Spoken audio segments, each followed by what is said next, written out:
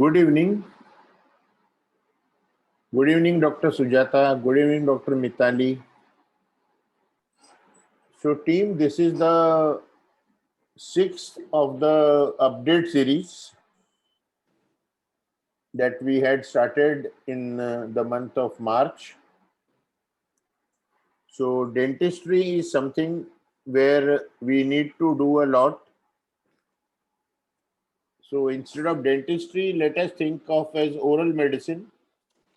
All the problems of the mouth, including teeth, we have to manage, and how to refer, when to refer, and many times, considering that today's exorbitant cost, patients will come and ask us, "Oh, doctor, should I do this or not?" And you should be ready with the right answer.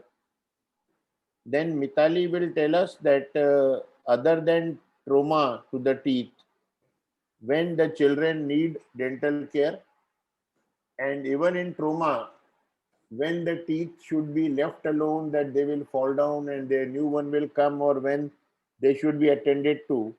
All these are things that a family physician has to answer. So, in our true inches academy style, without wasting much time, it is 6:02. Dr. Sujata, please start your talk. Okay, doc. I will handle the question answer all in the end. Okay, fine. Can you hear me, doc? Yeah, we can hear you. Okay. Be little louder. Okay, doc. Good evening, everyone. I would like to extend a warm welcome to all of you to this webinar on new technologies in dentistry.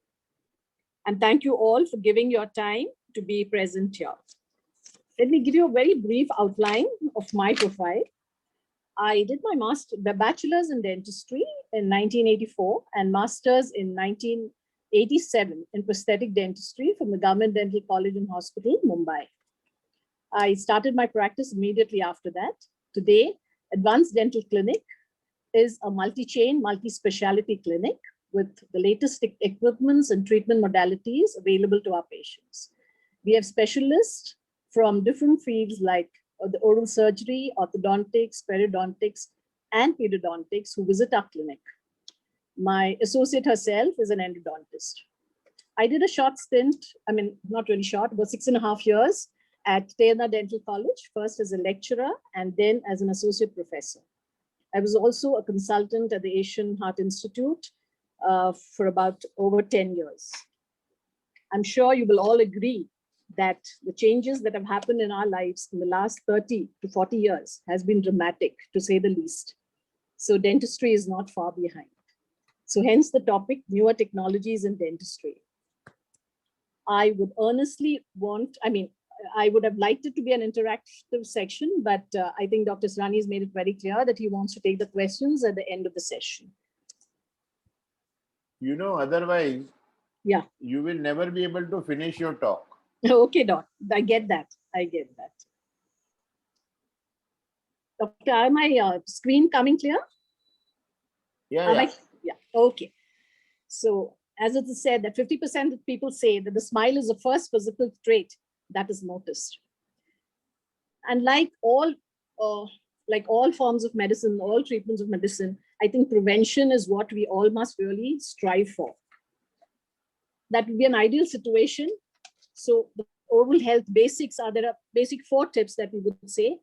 Brush twice, use fluoride toothpaste, Doc, use a floss. Your voice went off in between. Okay. Now, am I audible? Yeah, now you're audible. Okay. I think I'm going a little fast. No, we couldn't hear you for some time. Okay. So the basic for prevention, what we're looking at, what are the things that we've got to do to prevent the oral disease, whether it is caries, periodontal disease, or the tissue, any of the surrounding tissues.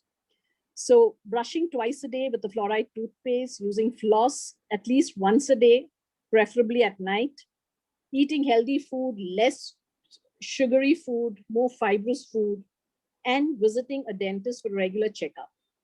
Why a regular checkup? A regular checkup because there are things that can be diagnosed right in the beginning, which can be treated by minimal treatment procedures as well as cost. Whereas as you come in later, what we end up is with loss of teeth or severely damaged teeth. Now, what happens with caries? There may be caries normally starts with a depression being there where food gets stuck, and that's how caries starts. But we can also stop that process of food being retained in a point by doing fillings, which are called Pitt and Fisher sealants. Now, if from there, the cavity, then the formation of a cavity takes place. When a cavity takes place, in the initial stages, they can be filled up with very good resin filling materials, which are very good functionally as well as aesthetically. The next stage is when it goes further deeper. When it goes further deeper is when it goes to the nerve. And that is when the patient complains of pain. So that is the time when he's anyway going to get back to us. So what we need to do is catch him before that, before he gets to that stage. Some patients, even after that, they wait for the tooth to get destroyed. And the time where our family physicians would see them is when they have a huge abscess. So now, very often you would have patients coming to you with an abscess, with a radiating pain, which goes to the back of the ear, the temple, and maybe swollen lymph nodes and fever. So the treatment option is definitely antibiotics and analgesics. But at that time, I would request you doctors to please refer these patients to the dentist, because opening up these teeth and allowing the drainage of the abscess to happen from within the tooth gives better results. The patient is relieved of the pain. The antibiotics works better. So sometimes if you're able to restore the tooth, then we would like to start with the root canal treatment right then. Whereas if we feel that the tooth cannot be restored, during the first course of antibiotics, we would be able to extract that tooth, which otherwise the patient continues to keep taking antibiotics, pain comes down. After 3 months, he comes back again with pain. So this is something that I think, you physicians can definitely help us. The next thing is disease of the gums or the periodontia. Now, unlike the caries, where the patient comes with severe pain within a short period of the process starting, periodontal disease is something where it is a very slow, very dull pain, maybe no pain. So the patient really doesn't come to us. But whenever you see these patients, I'm sure you're able to see that they have a lot of tartar in their mouth, they have foul breath, they have bleeding gums. And if you're able to catch these patients early, because what I've realized is when there is caries, there are a lot of procedures that we can do to restore the teeth. But like the foundation of anything, once the foundation is spoiled, getting back the bone and the gums is very difficult. Now, who are the patients who are at a higher risk of gum disease? Smokers, diabetics, patients with who are consuming a lot of medicines. So any of these could result in gum disease. We also know that pregnancy gingivitis is quite common.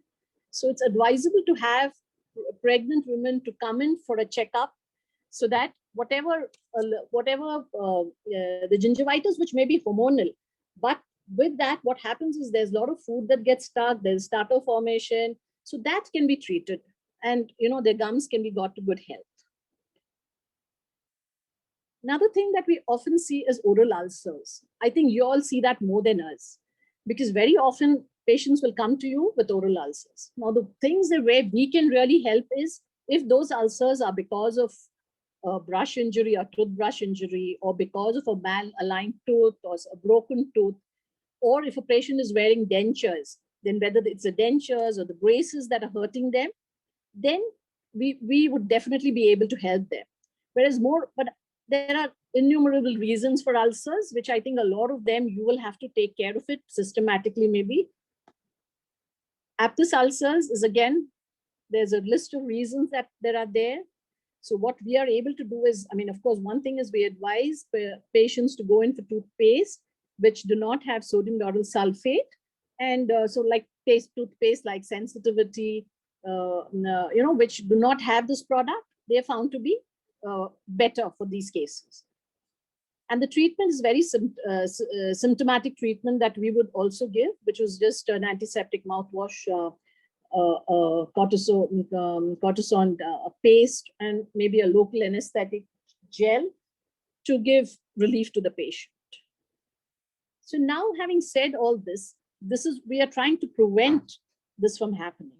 But suppose you come across patients who already have missing teeth.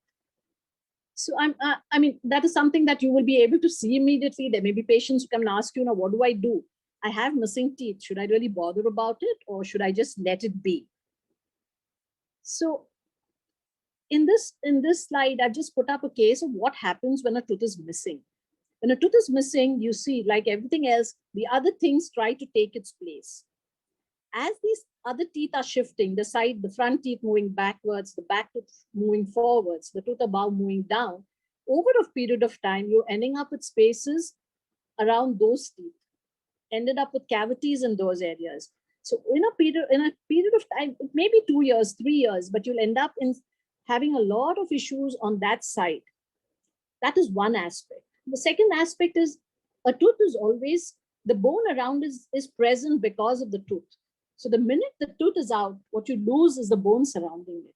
And this causes a lot of, facial features. You can see on the right side of the photograph, the facial features, what happens to the facial features. I'll just show you a case where we had done, where this was a patient who came to us, she had no upper teeth, very few lower teeth. We gave her a prosthesis, an interim prosthesis, something in between, which was a removable, partially fixed. And then we went on to give her a full fixed prosthesis. So this is just to tell you that what is possible with missing teeth. It's not that if my teeth are bad and I don't have teeth, I have got to live with it. Not required. Now, I've just put up the slide to say that the field of dentistry is constantly evolving and changing to better suit patient needs. So truly, from the time I left the dental college to what I am doing dentistry today, I mean, it's a sea change that I see. And I think there's still more going forward. So there are 3 topics which I've picked up to tell you about the modern technologies. The first one is the dental implants. What is a dental implant? It's a screw-like, to put it very easily, it's a titanium root that you're putting back into the bone after you've extracted a tooth. Now, what all can I restore with implants? You can restore a single tooth. You can restore multiple teeth by putting a fewer implants. Like you could put 2 implants and restore 3 teeth, or you could put 6 implants and restore 12 teeth. Like a patient may not have his upper teeth or lower teeth at all, but we could give him 6 or 8 implants and give him a fixed prosthesis, which is not even a denture. It's a fixed prosthesis. The patient just feels like he's got his natural teeth. Also, you may have many old patients who are wearing dentures. As the number of years wearing dentures goes by, what we see is that the bone support keeps reducing. And slowly, they find that their dentures, which initially were fitting well, are not fitting well. With implants, we can put in implants and you can use dentures, which are supported well. So they do not move and function. Patient is able to bite, patient is able to talk. Patient is much more comfortable when we give these implant prostheses. Just to show a few cases, like this case, we had a tooth that was missing, all other teeth are present. We just put in an implant in that tooth and we restored it. And it was back like his normal tooth, where he didn't have to take it out or anything. It's just fixed there. This was another case. Of course, the OPG X-ray will show you that he's got a lot of problems on all his teeth. Now, on the left side, he had teeth missing. The only way to restore this tooth, these teeth, were by giving him a denture, which he was definitely not willing to accept. So what we did was we put in 2 implants there and we restored that. And if you see on the right-hand side, the last picture on the left, you'll see that 2 teeth are replaced, very tooth-like, aesthetically pleasing, functionally they were very good. And the patient is much more comfortable because it feels a part of him. So he doesn't have to take it out, So he was very comfortable. This is the same case which I showed you first. So this is how the patient came to us with an upper denture, with a small partial denture and all. You can see a lot of crowns in her mouth, which were very bad. So we had to take them out, the lowers, take out whatever remaining teeth were there. And the OPG X-ray shows you six implants that we had placed. I placed the 6 implants and I had given her an immediate lower denture on the day of the surgery. The surgery was done, 6 implants were put in. We had already prefabricated the denture for her and we could screw it in place. The uppers, we had a problem because she didn't have enough bone. So we had to place the implants, wait for 3 months, and then go ahead with the prosthesis. The last photographs shows you after she had upper and lower implant fixed prosthesis in her mouth. Another topic that I want to talk to you about is something called crowns and laminates. The crowns are structures that are used after the tooth, any of the tooth, after a root canal or a fracture or anything. Once the tooth is destroyed, then what you need is to put in crowns. That is to restore the size, shape of that particular tooth. And another one is laminates. Now, what are laminates? These are small, they're actually like shells which go on the surfaces of your teeth. Now, why would you need it? You would need it when your teeth are discolored, when your teeth are fractured, there is gaps between the teeth, there's asymmetry between your teeth. You want something that aesthetically is very pleasing. More often than not, this is done for aesthetics. To show you a few cases. Right now here, there is a case where the patient had diastema, he had some fractures, some fillings. So we got all the front 6 teeth were treated with laminates. This is another one where all the teeth, upper and lower, almost 8 of the uppers, 8 of the lower teeth, we put in laminates, and we could take him from where those yellow, teeth to better looking, aesthetically pleasing teeth. What are crowns? Crowns are caps which are put on, as I already told you, on restored teeth. You would have, in maybe 30 years back, what was very common were gold caps and white metal caps. Today, we've moved away from there. We're looking at more aesthetic caps, caps which are milled. So they are fabricated better, the fit is better. So this is a latest trend, is getting all ceramics or zirconia crowns. Now, these are a few cases that I thought maybe putting up cases would make more sense than me talking. So one of the cases here was a patient came to me with a crown which was put in many, many years back. And it had, there was a gap and she was very unhappy with that. So then we just changed that. We changed that and replaced it with another cap, which looked aesthetically very good. You can hardly say that there is a crown in that tooth. Same thing with another tooth. Another patient. Now this patient, I had made this crown for her way back in 93. And as you see, from 93 to about 2 years back, all her other teeth had changed, become more yellower with age, but this tooth just continued to look white. So we had to change it. I think you're not able to see the last picture. Hello? Hello? Hello?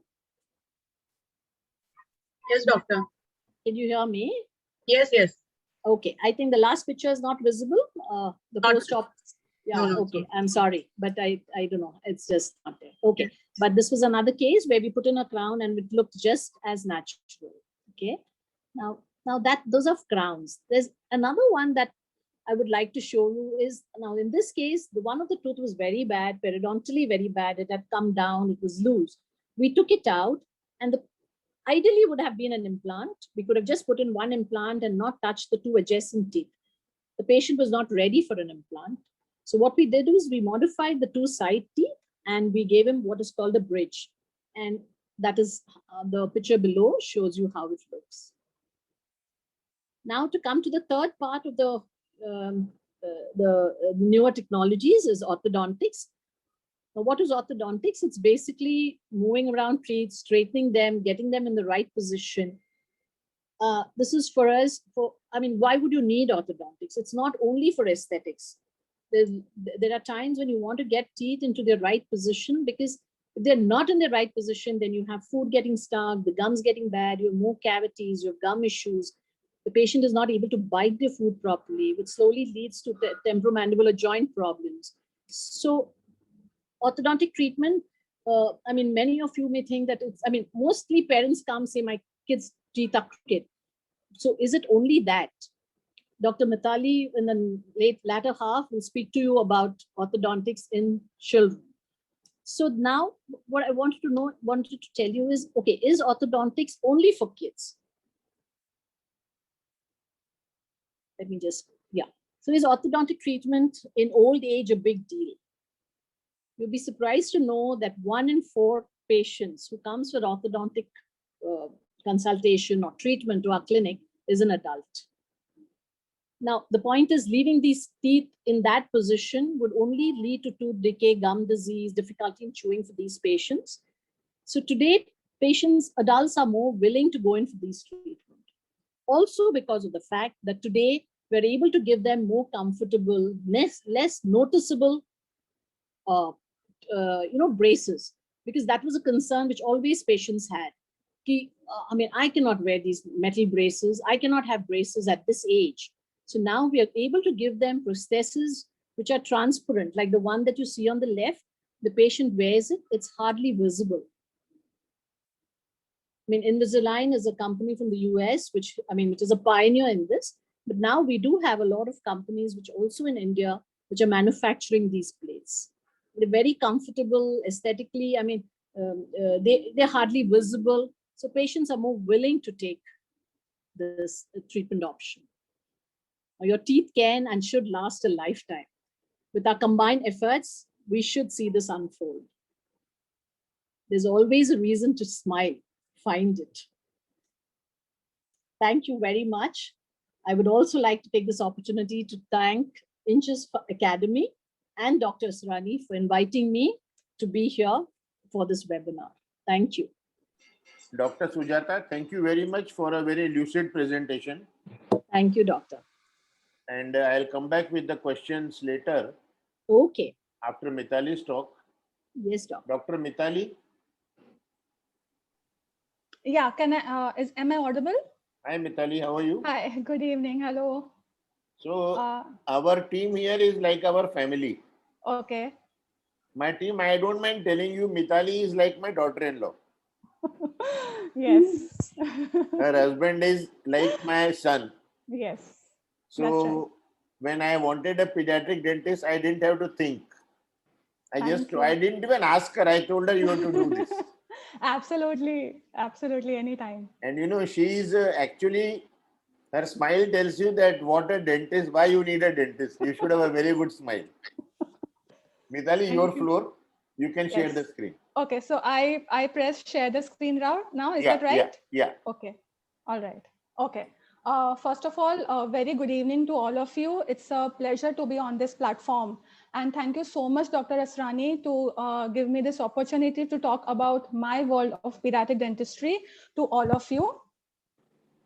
So basically, I work with a very wonderful team pioneered by Dr. Meenakshi Kher.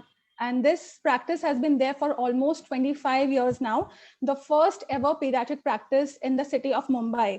And that time, very few of them knew what are pediatric dentists. And unfortunately, after so many years, things have not changed. But I hope for the best. And also in our practice, we see children right from 0 years to about 18 years. That also includes children and adults with special healthcare needs. Now, a little about myself. I completed my master's in pediatric dentistry from Pune in the year 2011 and have been working at the same place ever since. And it's been 10 years now, but still the parents who come, they are zapped and they are astonished and they tell us that, doc, we never knew that there is someone called as pediatric dentist. and a specialist for the children's dental needs. So I'm like, yes, that's true. But hopefully things are changing, and people now are coming, they know more about us than ever before. So basically, every child has a fundamental right to his or her total oral health. We as a general population are extremely ignorant about the child's dental care, and though we see a boost in the improvement of the care and of the concern for the children's dental care needs, but as I said before, we still have a long time to go. Now the thing is, we all agree to this, don't we, that there are so many myths around kids' oral health.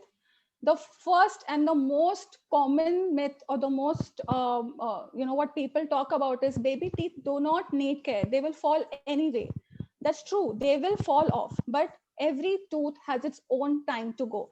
The first tooth anyways, they all fall between 6 and 7 years of age, where I'm pointing, which is the bottom central incisor, and the successors takes its place. And the last tooth to fall are the baby molars, which falls around 12 and 13 years of age. Until then, they are your child's chewing teeth. And also the baby teeth, they help to maintain the arch length. They are basically as a guiding eruptive pathway for the permanent dentition. So definitely they need care whenever they are required to. Of course, there are a lot of other myths which everyone talks about, that, oh, they are just baby teeth, you don't need to care, you don't need to brush, and the cavities in the milk teeth are so common, it's fine, it's just not so bad. And there are so many parents who come to us and they say, oh, my child doesn't eat chocolates. But then we dig and dig and dig in the diet consultation that we do as a rule to prevent for the future cavities. Then we get to know what all kind of diet that the child is having. It's just not about chocolates, but there are so many hidden sugars, which I'm going to come in the next few slides of mine. There are so many times that if a parent or a caregiver has had a very bad or a painful past dental experience, that automatically translates that fear to the child, and we kind of postpone it. Okay, the child is not in any pain. Okay, let's forget about it. We'll see when the child is in any pain. But ultimately, who is at loss? The child. Of course, there are so many other common questions as parents come up to us, and these are very, very basic and acceptable questions to us, which we are more than willing to answer them, because if we counsel the parents today, they are going to help their friends and their relatives. And you all know that, unfortunately, I don't know if it's fortunate or if it's unfortunate, it's just not about parents taking the decision for the children. We stay in a society where there are other people who give us a little bit of an information from here and there. They say, okay, why do you need to do that? Why do you need to do that? My child is not getting it done. So basically, in short, there are a lot of influential factors which determines whether you should go for the treatment or not. And that's so unfortunate. So yeah, so basically there are a lot of common questions that doc, can't we just postpone the treatment? The child is very small. And why did he have a cavity in the first place? So, and what was the reason for my child to get so many cavities? So you will be very surprised to know there are just two factors because of which cavities happen. One is incorrect and inappropriate brushing. And the second thing is there are lots and lots of sugar food that we consume. We probably never had that issue, or we probably never had that problem of visiting a dentist when we were children, or probably that's the reason we never knew about a pediatric dentist even existing. But now with the certain civilization that is changing, we are more modernizing in our own in our lifestyle. There is so many food that is available which has so many hidden sugars. It's like off the shelf, and the things are completely changing. We are absolutely copying the West, but we are not at all copying the way we should be taking care of our health. I'm just going to quickly tell you about this randomized study, which was done in Mumbai itself in Naya Dental College a few years back. So basically, this study was done for about 300 sample teenagers, and the results are shocking. The system which was used was to understand what do the teenagers understand about their oral hygiene habits and the dietary habits. So the percentage is very shocking. So only about 16% of the teenagers actually knew about the brushing techniques. And brushing techniques, by that I mean, do they use a fluoridated toothpaste? What kind of toothbrush do they use? What kind of method do they use? So there were hardly any percentage of the teenagers who actually knew how to do that. And roughly about 89% of them consumed sweets irrespective of the meal time. Now our job, our commitment, and our motto is just not about treating the child. It's just not about drill, fill, and forget about it, because the cavities will keep on happening. And now the definition, the concept of dental caries is completely changed as to what I did when I was doing my graduation in the year 2002. So now the dental caries is actually looked at a disease. It's a biological disease, and until and unless we treat the disease from the root cause, the cavities will keep on happening, the disease will keep on continuing. And unfortunately, if we do not change the habits today, the child is going to be a dental patient for the rest of their life, which we do not want. So by that, we not only remove the infection, we not only relieve the child of the pain, or do a filling, or do multiple caps, doing root canals. But other than that, after the treatment is done, we need to know what has caused the cavity, why this has happened. We need to motivate the parent. And by 6 monthly regular dental follow-ups, which we really insist to the parent to keep on coming for the regular dental follow-ups, is that also changes the child's behavior. So when we see a child who's like so cranky, and obviously they're children, right? They ought to be cranky, is that right? So they are cranky and they're uncomfortable. And by 6 monthly regular dental follow-ups, they know, okay, this is a fantastic environment. I go, I see my doctor checks my teeth, and I get stars, and I get something, and then I'm back home. So that really motivates the child to come and see us. And by that, every 6 months, we keep on telling them what is the diet and what is the brushing, so that they can maintain a great oral hygiene habit when they are back home. And of course, by doing a regular counseling of the parent, by educating them, we are only providing a good dental home for the parent and for the child.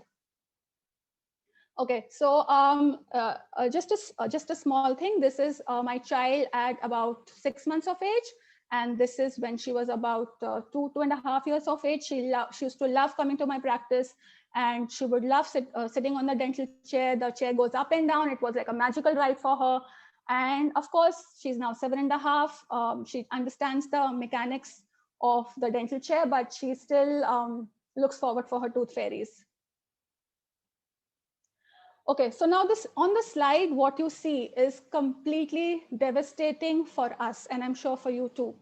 The problem is, it's just not that the parent are oblivious to what they are seeing in the child's mouth, but it's also about they don't know what to do. Even if they know, okay, I think this is not right. I think there is something wrong in my child's teeth.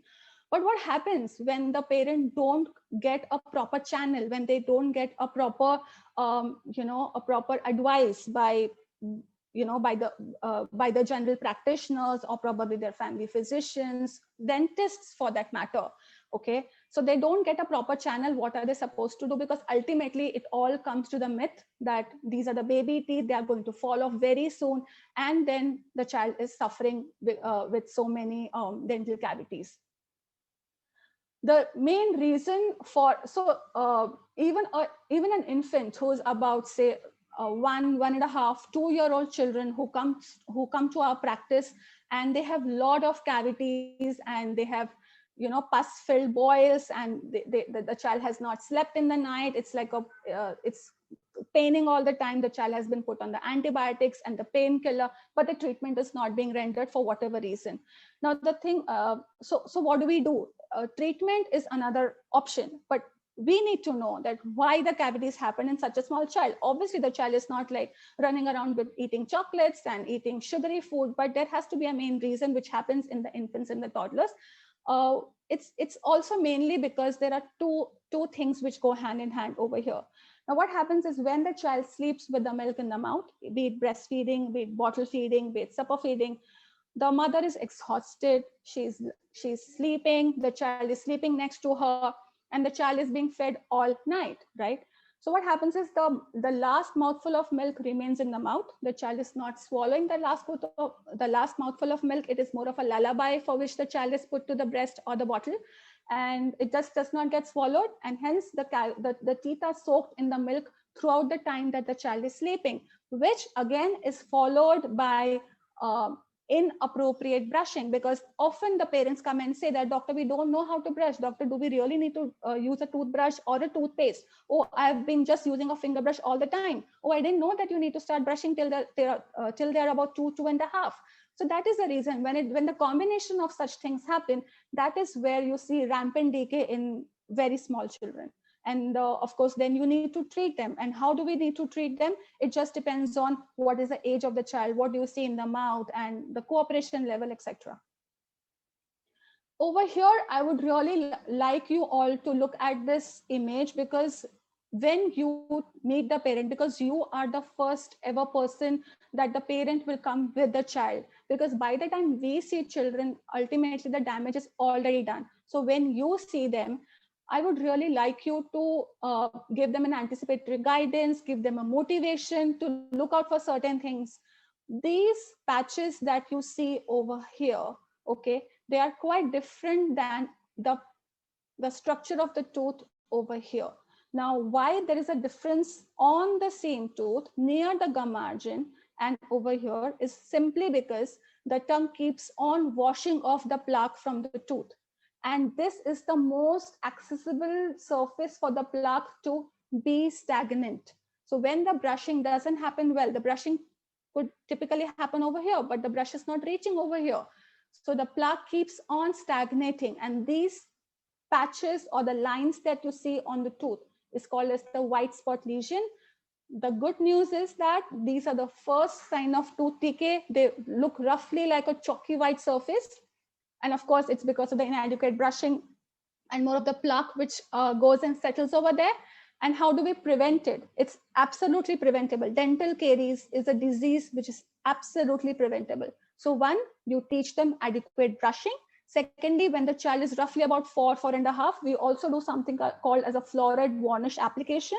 It's a 6-monthly fluoride varnish cream that we apply on all the surfaces of the teeth as a routine preventive work in the dental clinic. And of course, we also advise the patients to start using a fluoridated toothpastes, and of course, which follows by the oral hygiene instructions. And so, certain small things that ideally we all should be telling the new mothers is simply because a new mother has anyways a lot of things on her hand, and toothbrushing or gum pad cleaning probably would be not in the priority list until and unless we are extremely motivated. Okay, so ideally the gum pads should be cleaned roughly with every feed with a moist cotton cloth. We really want them to visit the dentist at least when the first tooth erupts, or at least by the first birthday. That is when we can actually guide them for the future teeth which comes out, and with your regular brushing and that, etc. And of course, morning and night brushing.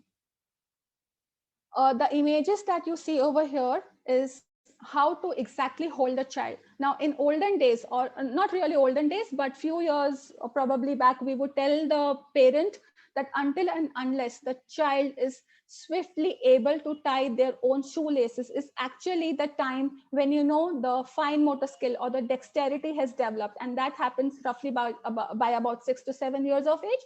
So until then, we advise the caregiver to brush the children's teeth, simply because even if the child, we want them to be independent, don't we? So when they take the brush, they are moving it around, but actually the brushing is not happening, and you would still see plaque over there.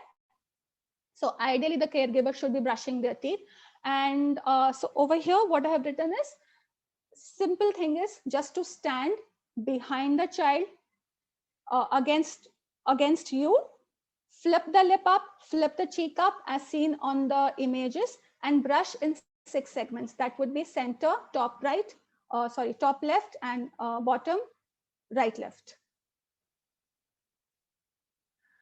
Diet plays a very, very important role in the cavities because it is a combination of an inadequate brushing and diet. Until and unless the diet does not have refined carbs or sugar, your plain roti sabzi, your plain dal chawal will not cause decay. It is impossible. Of course, it doesn't look nice. It's unhealthy. It causes a bad odor.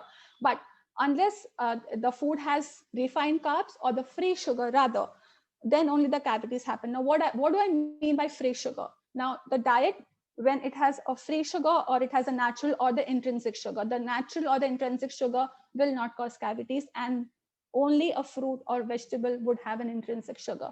Rest, everything that is added on by the manufacturer is a free sugar. So right from your biscuits to chips to cookies to hard-boiled candies, the jam, the ketchup, the spread, the Nutellas, even your sugar, even your jaggery and your honey. So as we know, as Indians, we have a lot of families who follow certain kind of a rule or certain kind of a belief, or they have their own system in their household to have jaggery or to have honey or to have mishri with every kind of, either you do a prasad or you give, if the child is not eating well, what do? You just put jaggery with roti, or put butter, or sorry, not butter, but if you put sugar with roti, or you put jam with roti. So a lot of things parents don't even realize how much the sugar is going on throughout the day of the child.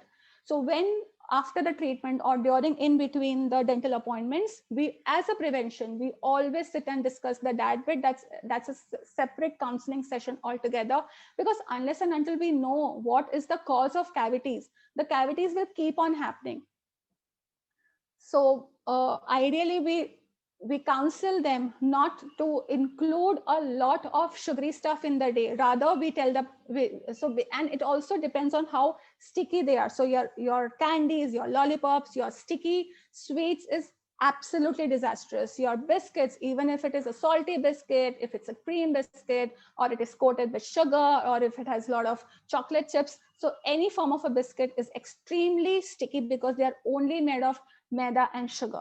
So that is bound to cause cavity. So what we tell the parent is, your one packet of biscuit is equivalent to your one packet of chocolate. Already your child is not having chocolate, but what about roti with jam? What about your cookies? And what about your sticky foods? So just limit that. We're not saying don't have it, because after all, we are dealing with children. We cannot deny them. But then we ask them to make smart choices in sweets. Like a bowl of ice cream is much better than consuming a lollipop or a candy. All right. Now, I would introduce you what are the new things that is happening in pediatric dentistry, because ultimately it comes up to how fearful we are or how painful it will be for our children. We do not want them to cry. We do not want them to torture in the practice. So what do we do and how do we do about it? Now, there are a lot of things that have come up in pedo, which is for a good thing. Right now, we are concentrating on very, very small children who comes to us.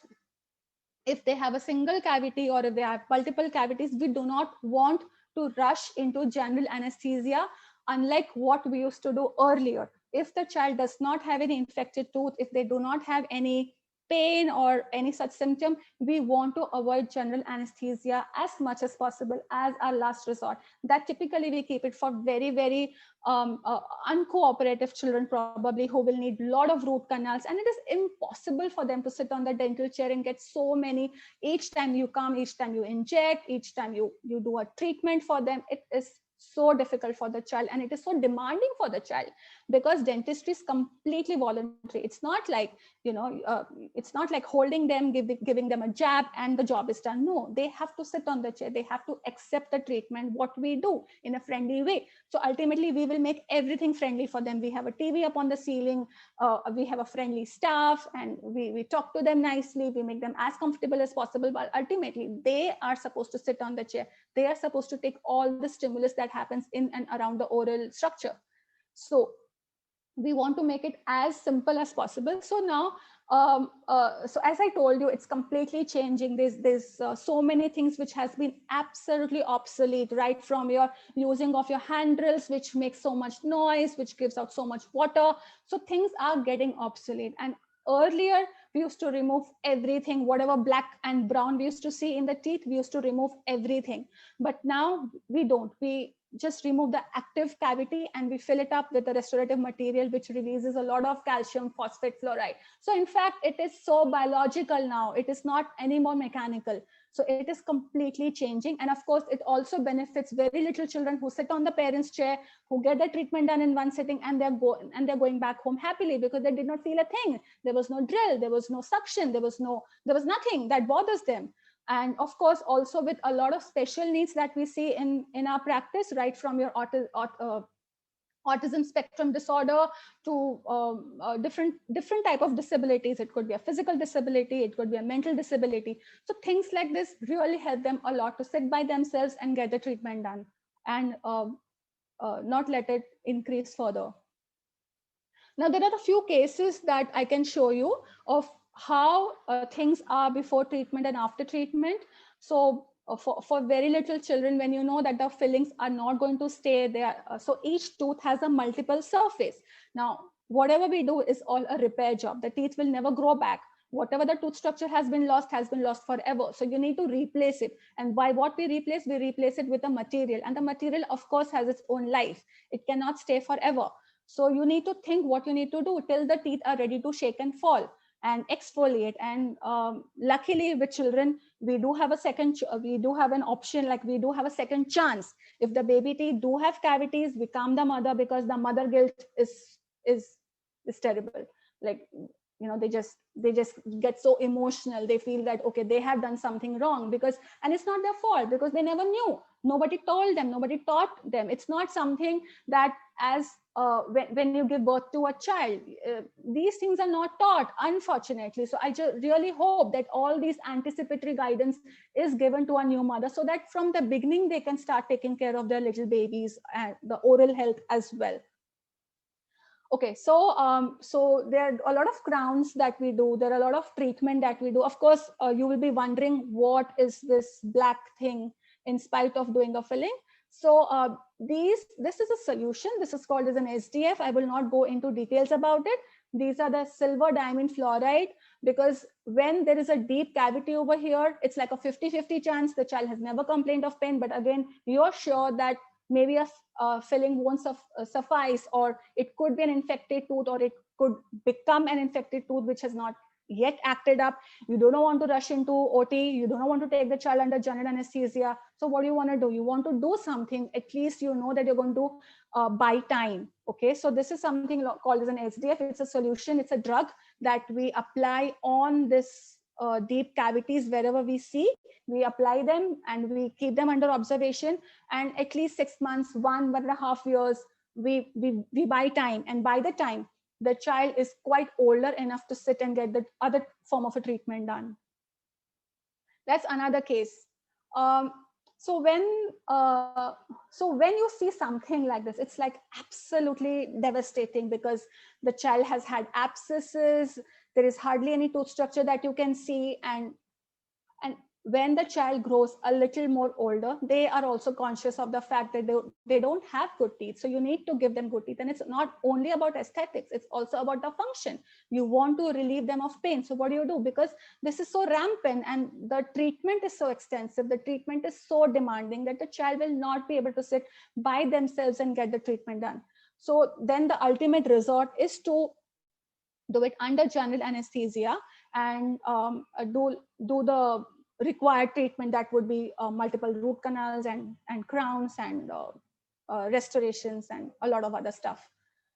Of course, now, as I told you, times have changed, things have changed. Earlier, we used to do a lot of stainless steel crowns, which you saw in my previous slide. And now we have a lot of zirconia crowns available. So the kids also deserve a good smile as adults. So we do a lot of zirconia crowns as well. And of course, this was a very small child, I think about 3 years and few months.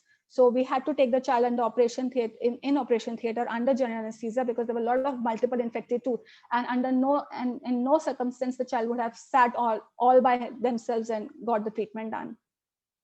And yeah, this is another case of zirconia crowns. And of course, they feel very happy after that. All right, I am very excited to talk to you about nitrous oxide oxygen inhalation sedation. This is also called as anxiolysis. We've been doing this in our practice since almost 2012, 12, 13. This is done for children who are a little older, say about 4.5 plus, who need a lot of dental treatment in the child, who will not be able to sit by themselves because there is so much stimulus. For a simple filling, it is impossible for a child to sit by themselves and get it done. So we do it under inhalation sedation. It has a rapid onset of action. It is very quick. It has a calming effect on the child. This under sedation, the treatment is done routinely in our practice, and abroad it's been used almost for about, I guess, 70 to 80 years. And now since some time we've been doing this in our practice as well. And they just sail through the treatment. You do a root canal, you do multiple difficult procedures on the child. It's very safe. It's very easy to use. Pre-COVID times, we would say that the child would get the treatment done, and from there the child would go back to school. It's absolutely safe and absolutely easy and so good for the child. But of course, it has its limitation. You can't do it for children who have chronic cold, chronic cough, absolutely blocked nose, or for children who are younger than 4.5, who are into the pre-cooperative stage, and also for some children who have mild to moderate disability, for them to sit because they have to accept the mask on. So that is this nitrous oxide oxygen inhalation sedation is only done for children who are a little older and who need help to cooperate for massive extensive dental treatment.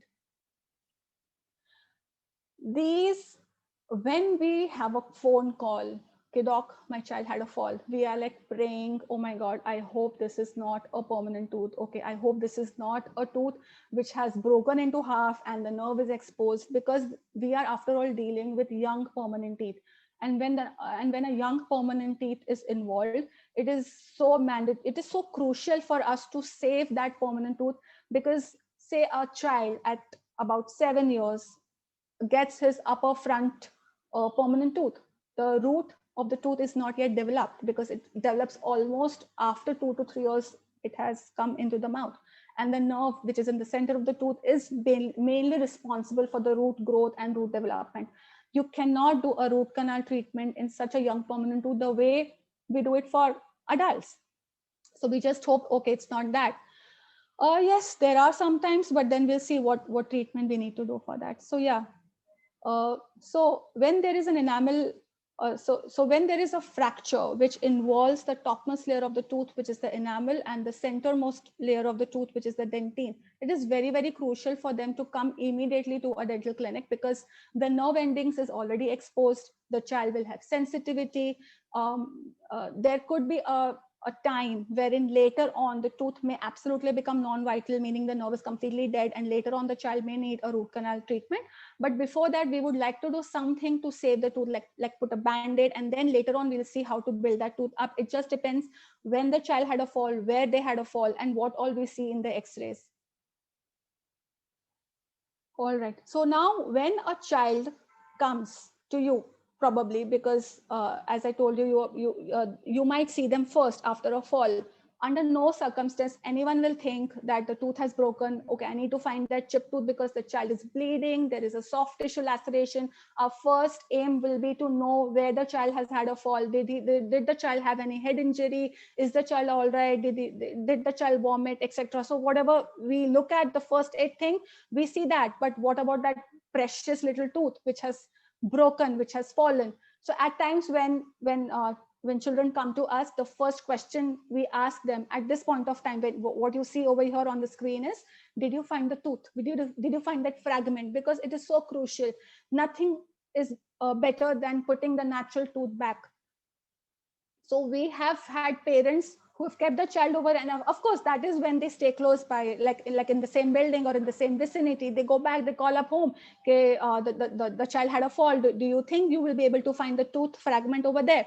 So there are so many times they get the tooth fragment back to us. Even in the school, if the child had a fall, they go back, they inform the school, and you won't believe, sometimes they found the tooth fragment in the dustbin and they've gotten back to us. Of course, that's like the rarest of the rare times. But yeah, if you find the tooth fragment, nothing like it. So whenever you see any child who's had a fall, the parent is rushing to you. The parent is calling you, doctor, my child had a fall, please do something. The lip is bleeding, the tooth is bleeding, just do something about it. Of course, just look at the child and also ask this question, that if the tooth has broken, please ask them, did you find the tooth fragment? Because in case if they do, please tell them to go and see the dentist, because it is always better to put that tooth fragment back. And there are times, yes, you cannot find the tooth, or even if you find the fragment, it is so broken into pieces, like a multiple pieces, it is impossible to fix that back up. So yes, we can do a build up. It's a restorative material that we use, and we can again make it nice and the way it was. There are times wherein we see a lot of injuries wherein the tooth has just about shifted from its original position. That's again an emergency, because you want to put that back before the healing process starts, and then it is very difficult to get that tooth back in its place. So you want to push that tooth back inside, then we want to splint it up. And of course, this is after about 4 to 6 months of the injury, and touch wood, the tooth is still doing very, very well. Avulsion is when the tooth is completely out of the socket, and that typically happens when the child is in the playground, or when the child is running near the pool, the child has had a fall from the slide, or the child slipped.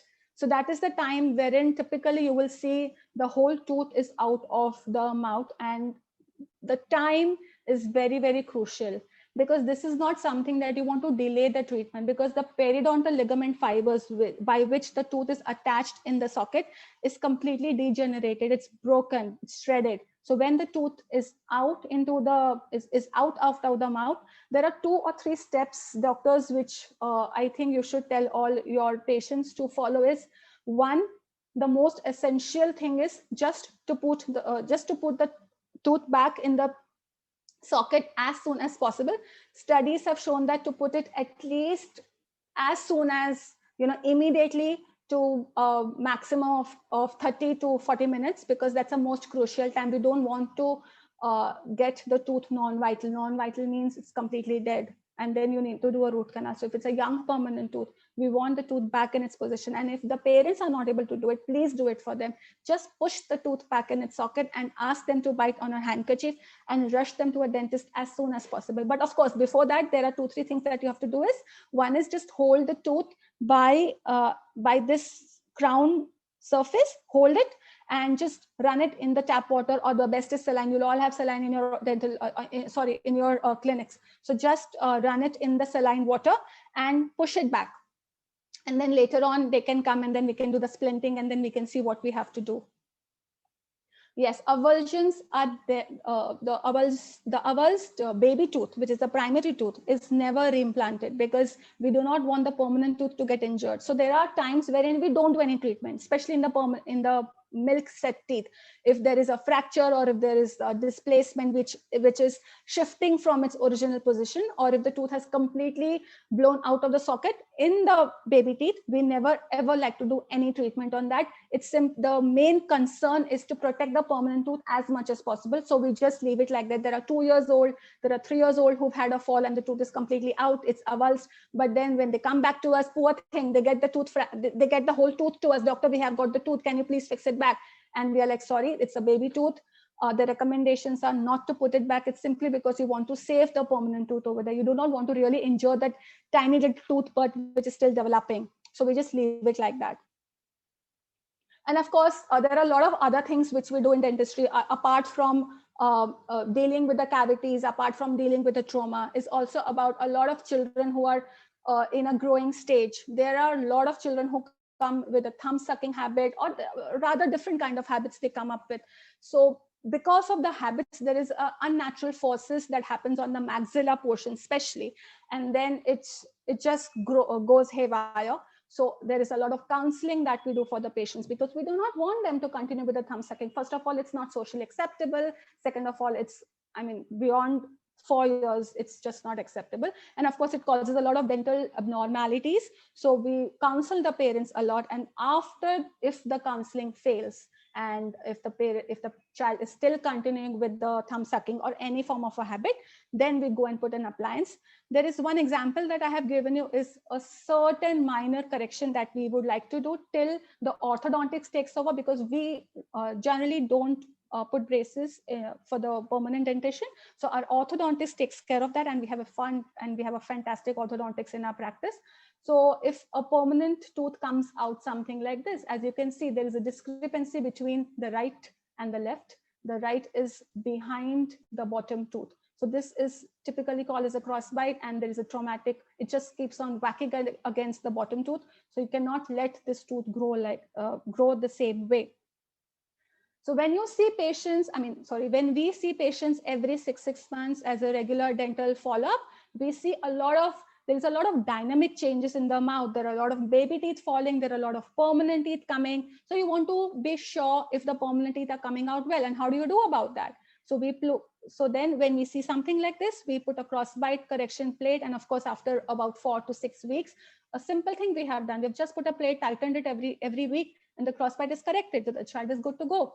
And then if there is any other issues like a minor discrepancy, or the tooth are crooked, or the teeth are crooked, or they're overlapping, or there are a lot of gaps, you can always deal it with the orthodontics later.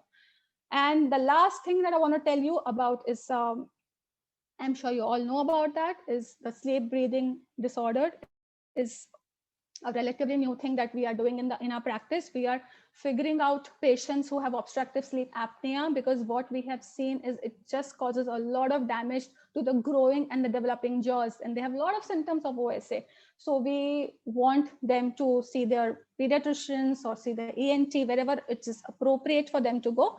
And then once the treatment is started, we see massive changes of how beautifully the jaws are developing. So for us, it is very, very important to be a part of the patient's growing age, right from infancy to at least they have reached the adulthood, because during that time, whenever we see every six months when they come for a checkup, we see a lot of dynamic changes, and then it just improves the oral condition.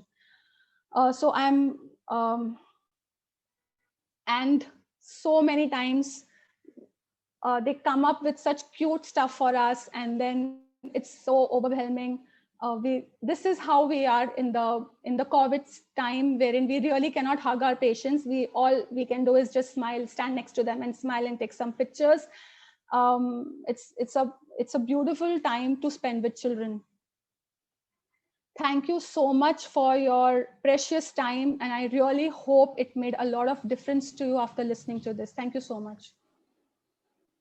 Yes, it indeed made a lot of difference, because adult dentistry, we at least knew something.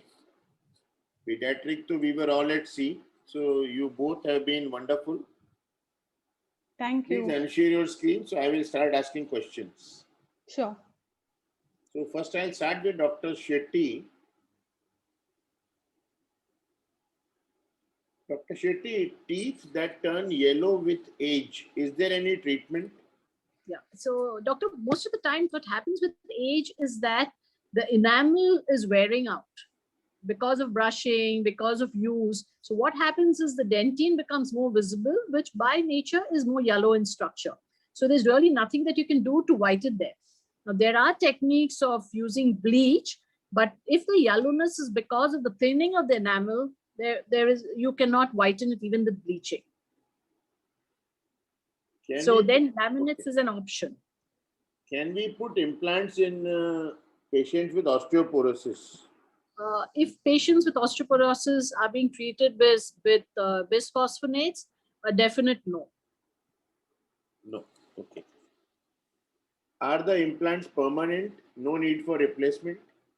I will not say that they're permanent. There are cases with time, or even if there is some issue, that could be implantitis, where then the implant fails. But well done implants with good bone support do last for a long time. Okay. Do implants get loose at times, or is there a chance of infection once they are implanted? Yes. There's always a chance, doctor. Just like the teeth, how we have to take care of our teeth, we have to take care of implants. If you don't take care of them by keeping the surrounding areas clean and, take care of them, you could just have the bone and the tissues, getting infected again. Is there any difference between crown and cap? No, it is one and the same thing. The same.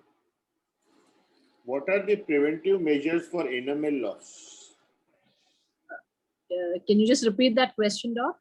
Preventive measures for loss of enamel. Loss of enamel, one is aggressive brushing. You have a lot of patients who, especially you see that in smokers, because they don't want to have the stains showing, so they tend to use hard brush. So using a hard brush or using excessive force while brushing, these are, the common reasons. But then sometimes if the bite of the patient is not the right, you also see fractures that happen to the enamel because of that. Okay. What is, how do we select the implant? What is the difference between Korean and Israel implants? That's a little difficult, Doc. Somebody is Yeah. Wanting to put implants, so wants to know the thing. Yeah, actually, Doc, the implants, there are different system of implants. There are different, I think we really need to, difficult to just say Korean because there are so many companies in Korea which make it, as well as Israeli implants. But having said that, I think it'll be difficult for me to say which implant is good. Okay, I think let it be the dentist decide. Yes, the dentist and the patient, because there are so many factors that go into it really. Management of sensitive teeth in older adults.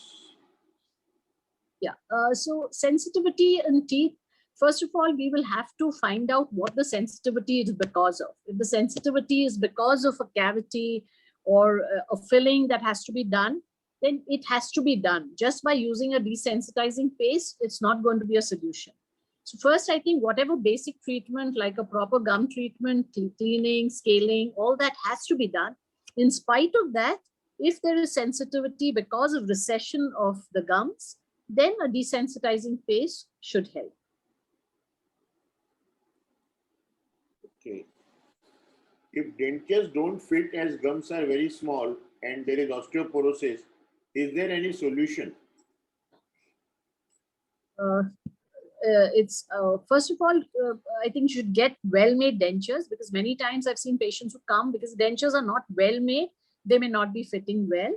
But having said that, the only option that these patients could have is putting a lining on the inner surface of a denture with a softer material, which could increase the fit a wee bit. And yeah. When tooth splits vertically after a fall in an adult, can it be saved? No, a vertically split tooth you will have to extract that out. Any age limit for implants?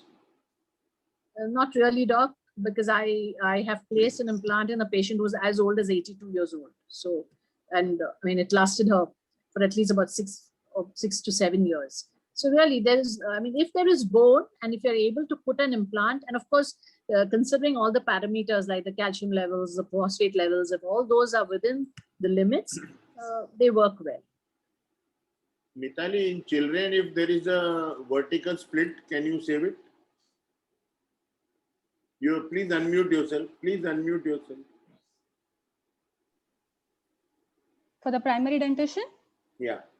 No, then we would rather extract it than doing something else, because we do not really want to injure. The main purpose is to save the permanent tooth as much as possible. So in case there is any fracture vertically or anything, rather than doing an endodontic treatment, which will ultimately irritate the permanent tooth bar, in certain situations, it's rather to extract the primary teeth than trying to save it. Dr. Shetty, does gargling after meals help? Absolutely, Doc. Because it's not possible for the patients to keep brushing it every time. So gargling after having anything, not only after meals, even after having tea and coffee, it's a good practice. Okay, I'll move on to Dr. Thank you, Dr. Shetty. Thank Dr. you so Mithali, questions for you. Yeah. We see children have lovely set of teeth, but after losing their milk teeth, the next set are very abnormal and crooked. What should be done? That's a very valid thing. So we know children, the parent coming and saying, doc, there was a beautiful set of teeth and why.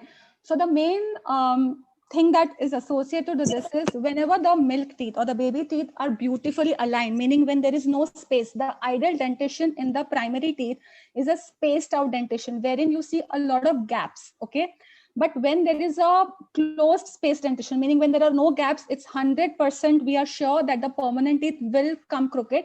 The child will need braces, but we do not want to do anything to prevent that because ultimately the jaws will grow, the jaws will expand vertically and transversely. So we do not want to do anything. The braces will take care of it later.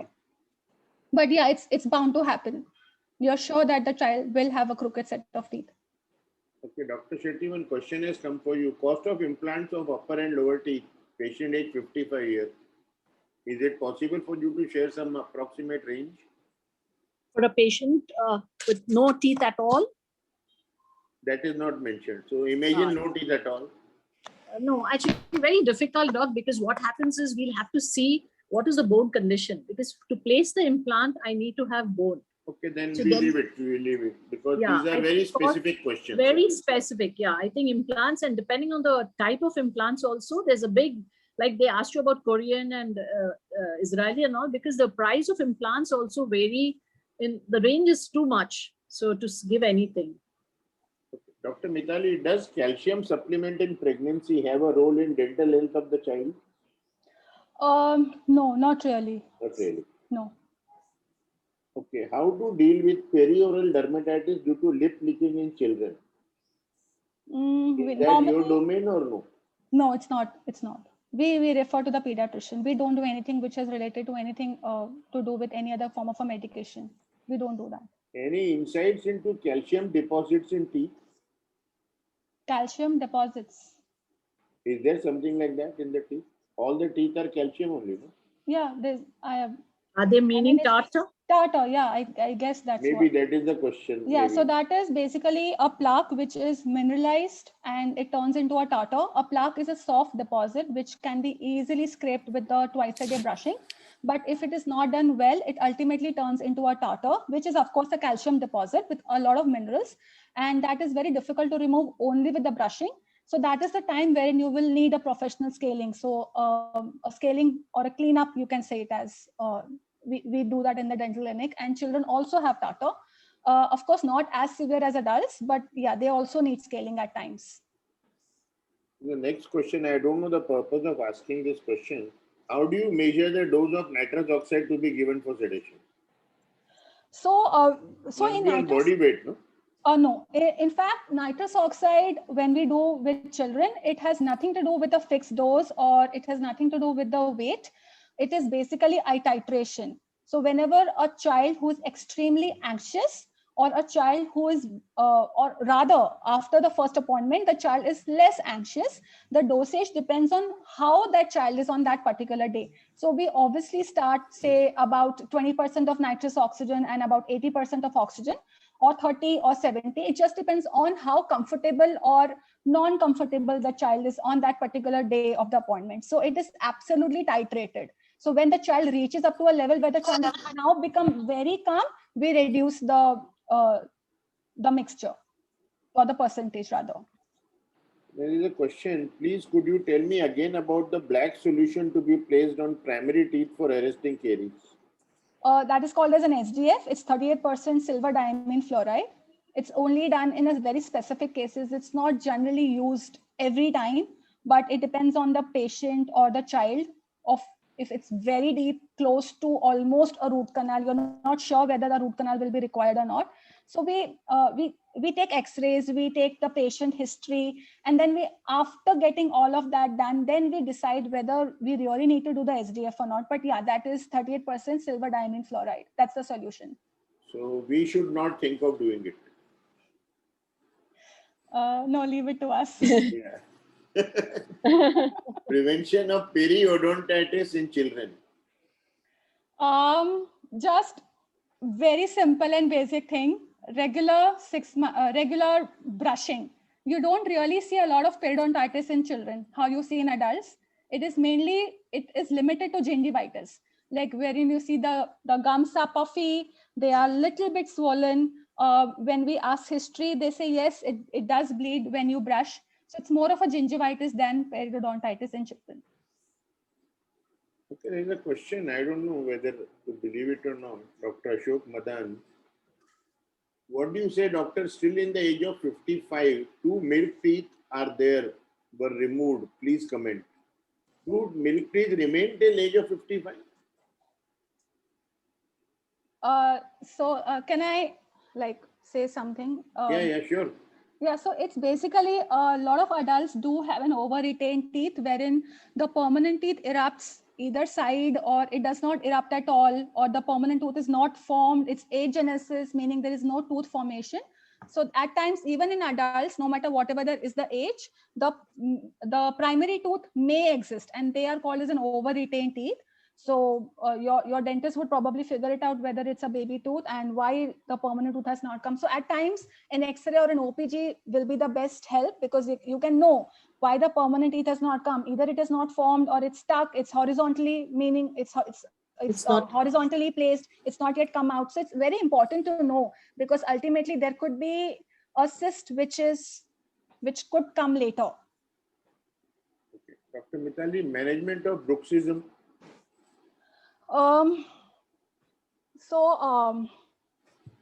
As I told you, we are dealing with a lot of obstructive sleep apnea cases. It's a very, very long discussion. I would keep it very short and simple. A lot of children show signs of bruxism, that is grinding of the teeth at night.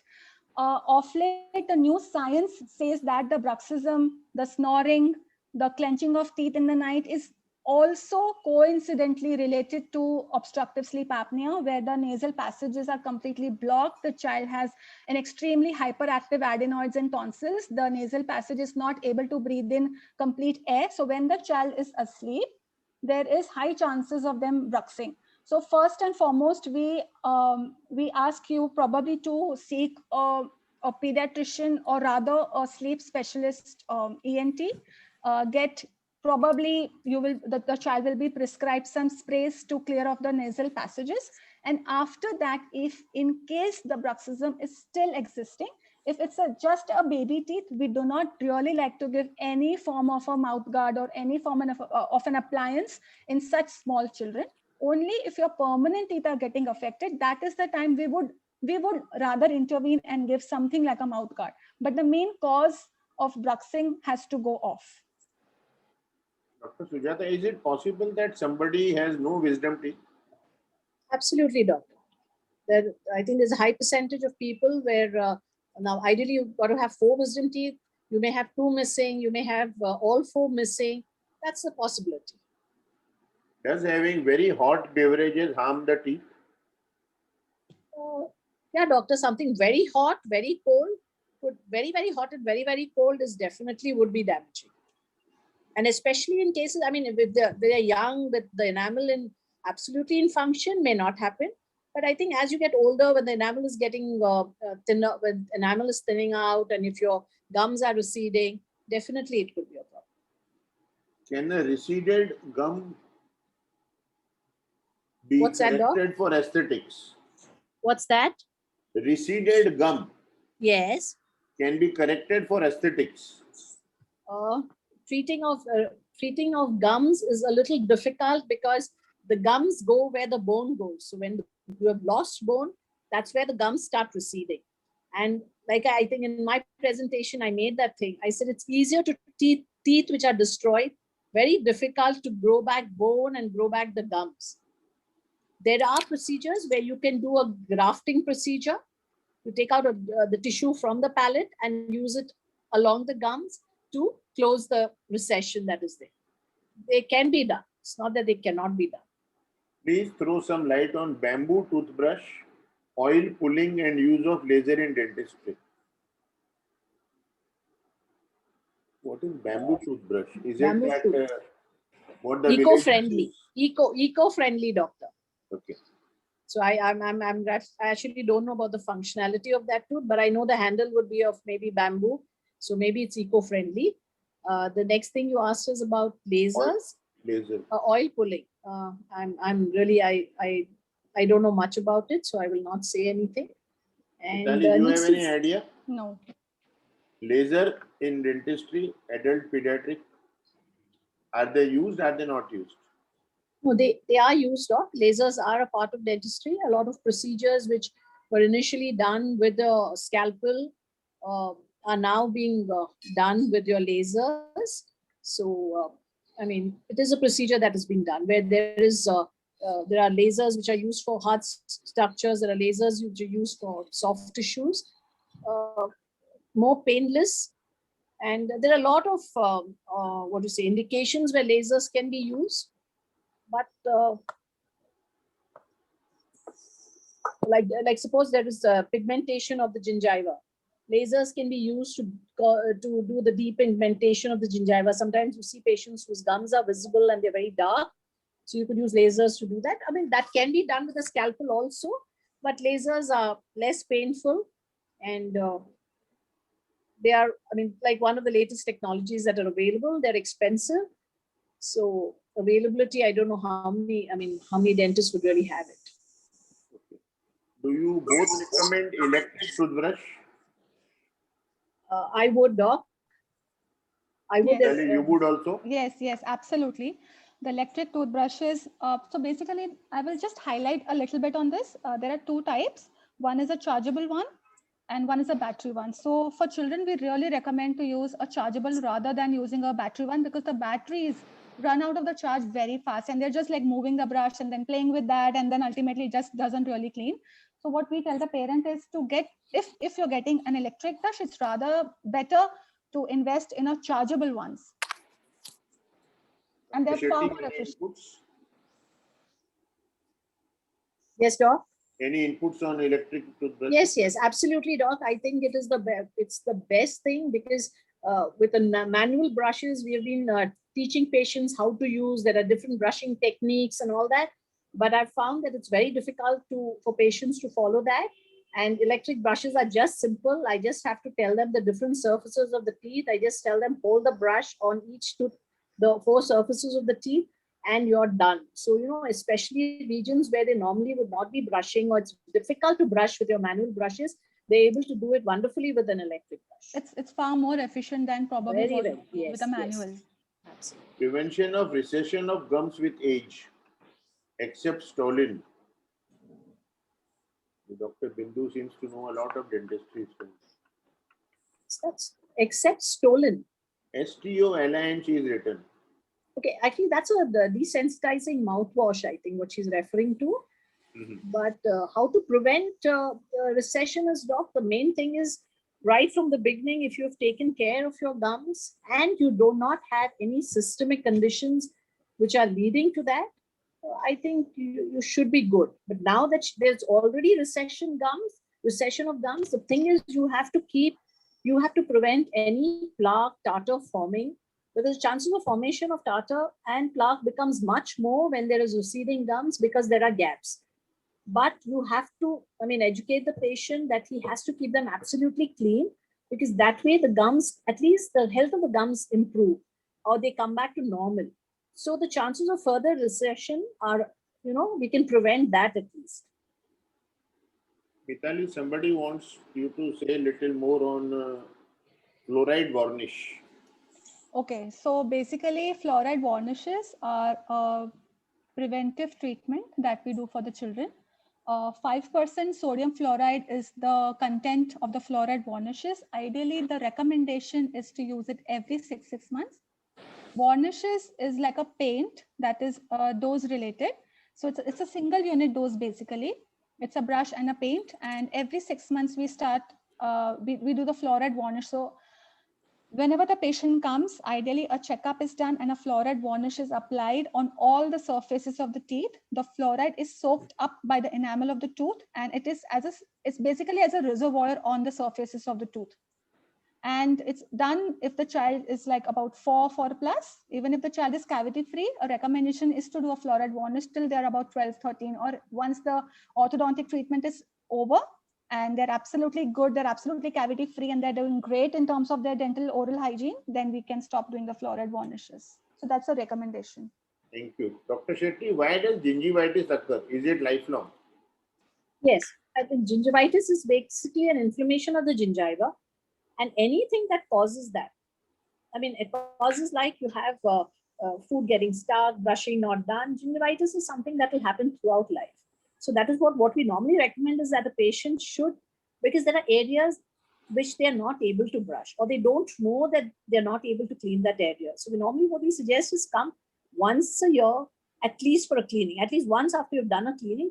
And if we show them how to brush, and then tell them come back after 6 months. And then at that time, you know exactly which are the areas they're not cleaning, and then show it to them and then make them aware that they have to brush it. If they do not brush and if plaque forms and then from plaque to tartar, then gingivitis is going to be there.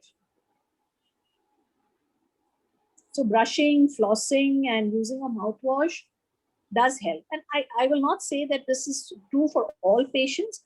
I think it is patient specific. You may have patients who have very good healthy gingiva, so I would not recommend a mouthwash for everybody.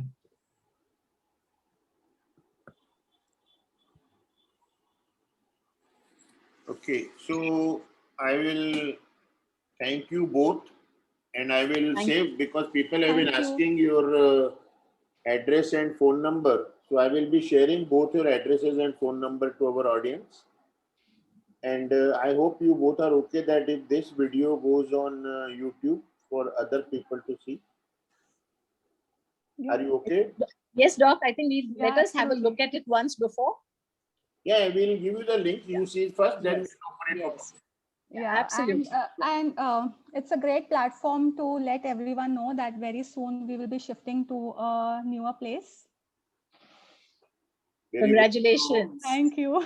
I will share the phone numbers first Yeah, and Dr. Shetty's current address. And when you give me your new address, I'll share that with them. sure. Doc, thank you very much for this. Thank I you think so this was much. long overdue. Both of This you were platform. amazing.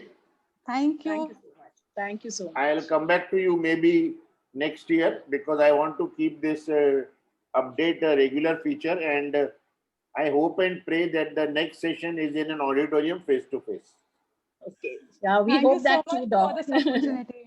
Thank you, Doctor. Thank you Okay, very thank much. you very much. Thanks a ton. Thank you. Bye. Take Thank care. you. Take care. Thanks to everyone. Thank you.